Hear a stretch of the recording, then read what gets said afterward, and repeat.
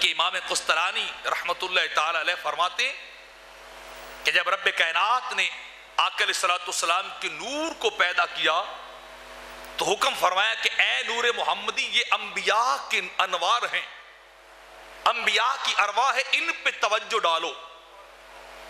تو آقا علیہ السلام کے نور نے باقی انبیاء کے نوروں پہ توجہ ڈالی، ان کے اوپر اپنی روحانی توجہ ڈالی، تو آقا علیہ السلام کے نور نے انبیاء کے سارے انوار اور ارواح کو ڈھانپ لیا ہے۔ سارے انوار میرے نبی کے نور کے نیچے، ساری ارواح انبیاء مرسلین کی آقا علیہ السلام کی روح مبارکہ کے نیچے آ چکی ہیں۔ جب اس نور محمدی نے ساری ارواح کو ڈھانپا ہے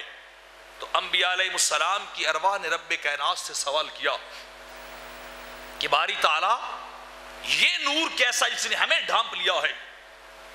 یہ تیرا نور کیسا ہے کہ جو ہمارے اوپر غالب آ چکا ہے، ہمارے اوپر چھا چکا ہے۔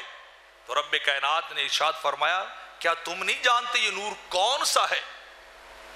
تو انبیاء کی ارواح اور انوار بولے باری تعالیٰ ہم نہیں جانتے یہ نور کیسا ہے۔ تو رب کائنات نے ارشاد فرمایا یہ نور مصطفیٰ کا ہے،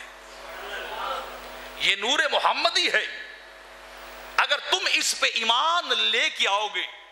تو میں رب تمہیں نبوت عطا کروں گا، میں تمہیں رسالت عطا کر دوں گا،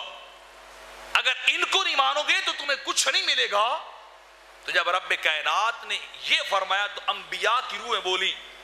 باری تعالیٰ تو گواہ رہنا ہم نور مصطفیٰ کو مان رہے ہیں، ہم آقا علیہ السلام کے نور کے اقرار کر رہے ہیں،